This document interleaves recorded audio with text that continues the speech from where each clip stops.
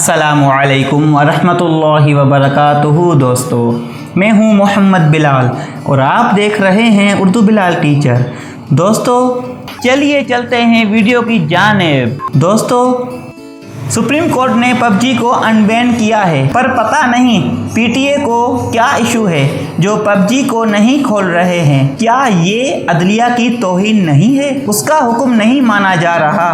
क्यों PTA PUBG को अपने अना का मसला बनाया हुआ है? पीटीए एक बहुत अहम और आज़ाद परस्त इदारा है। कम से कम हमारी यंग जनरेशन का सोचें।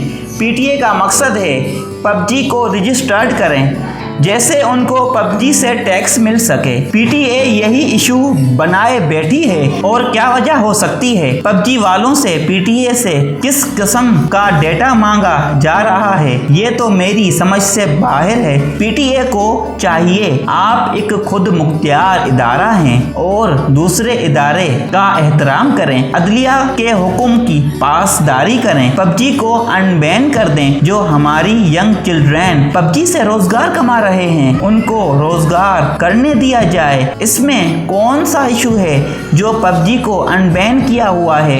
मेरी हुकूमत पाकिस्तान से दरख्वास्त है, यूथ के मसले को हल्का ना लें। पार्लियामेंट में टेक्नोलॉजी को रूल्स और रेगुलेट किया जाए। खास तौर पर पबजी नहीं, यूट्यूब, बिटकॉइन, टिकटॉक, फेसबुक को भी पाकिस्तान में दर्जा दिया जाए, क्योंकि यूथ ज़्यादा से ज़्यादा यही यूज़ कर रही है। हम अपने पड़ोसी इंडिया से कई कदर टेक्नोलॉजी के मामले में पीछे हैं। हमारी यूथ में टैलेंट बहुत है, पर उनको प्लेटफॉर्म मुहैया नहीं किया जा रहा है। अगर हमारे इदारे हमारे वतन अजीज़ के यूथ के बारे में सोचेंगे, तब ही पाकिस्तान तरक्की कर सकता है। थैंक्स।